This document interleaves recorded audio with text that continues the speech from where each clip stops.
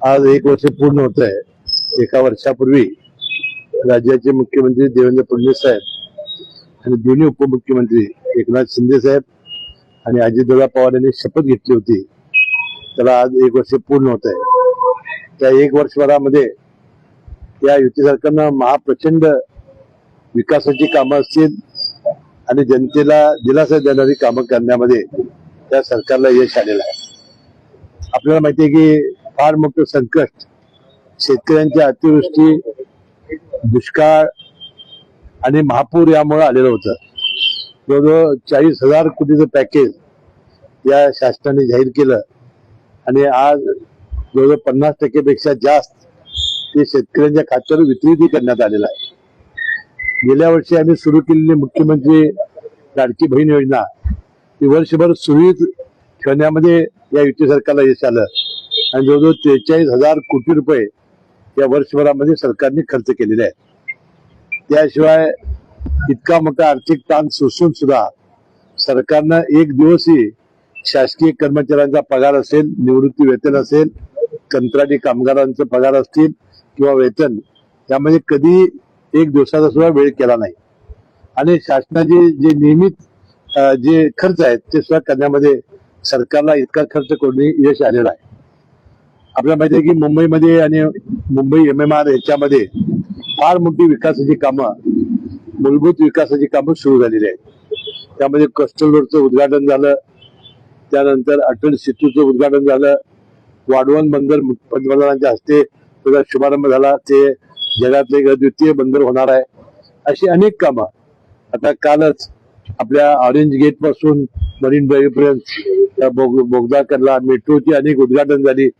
पुन्हा मुंबई, नागपूर, संभाजीनगर या सगळ्या शहरामध्ये या मेट्रोची सुरुवात झालेली आहे आणि मला वाटतं अतिशय चांगलं काम गेल्या वर्षभरामध्ये शासनाने केलेलं आहे। आता जे लाडक्या बहिणीसाठी 2100 रुपये द्यायचे होते ते आता वर्ष पूर्ण झालं। आमचा जाहीरनामा 5 वर्षाचा आहे। निश्चितपणाने 2100 रुपये आम्ही देण्याचं लाडक्या बहिणीचं वचन पूर्ण आम्ही करू योग्य वेळेला। आणि कर्जमाफी सुद्धा त्यासाठी आता ज्यावेळा बच्चू कडूने उपोषण केलं होतं आणि आम्ही वारंवार मुख्यमंत्री महोदय सांगत होते की योग्य वेळा आम्ही कर्जमाफी करणार आहोत। यासाठी आता प्रवीण परदेशी माजी मुख्य सचिव यांच्या अध्यक्षतेखाली समिती नेमलेली आहे आणि ही कर्जमाफी तर आम्ही करणारच आहोत, परंतु सातत्यानं कर्जमाफी का करावी लागते, या कर्जाच्या जातातून शेतकरी कसा सुटेल, आत्महत्या का होत आहेत त्या कशा थांबतील, या सविस्तरपणानं ही समिती अहवाल देईल आणि अहवाल आल्यानंतर त्याची अंमलबजावणी होईल। बघा, आपण बघितलं असाल की केंद्रीय कृषी मंत्री शिवराज सिंग चौहान यांनी लेखी उत्तर दिलं होतं, ते फार पूर्वी 1-2 महिन्यापूर्वी छापलेलं असतं, पण त्यांनी उत्तराच्या काळामध्ये त्यांनी सांगितलं सुधारित उत्तर देताना की हे आम्हाला त्यांचा संपूर्ण मदतीचा प्रस्ताव पोहोचलेला आहे आणि त्याच्यावर समिती कशी येईल, समिती येऊन पाहणी करून गेलेली आहे। म्हणजे पहिल्यांदा उत्तर छापल्यामुळं कदाचित ते अनावरण होऊन गेलं, पण उत्तराच्या सुधारित उत्तरात त्यांनी ते सांगितलेलं आहे। आता काय झालेलं आहे की मी त्याला सुद्धा बोलून गेलो होतो की हे EVM सांभाळणं, त्याची सुरक्षा ठेवणं आणि त्याबद्दलच्या शंका कुशंका ज्या व्यक्त होत आहेत त्या थांबवायच्या असतील तर ताबडतोबीनं निकाल होणं अतिशय आवश्यक होतं।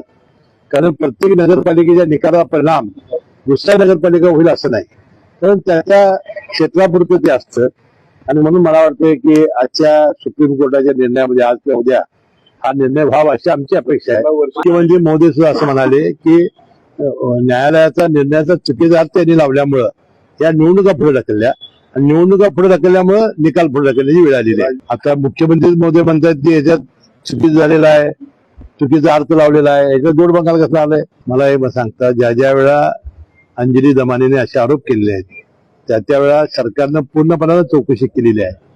आता ज्या तेजवानीचा संबंध होता त्याला अटक केलेली आहे, त्यासाठी आता पोलीस प्रचंड त्याचा तपास करतायत।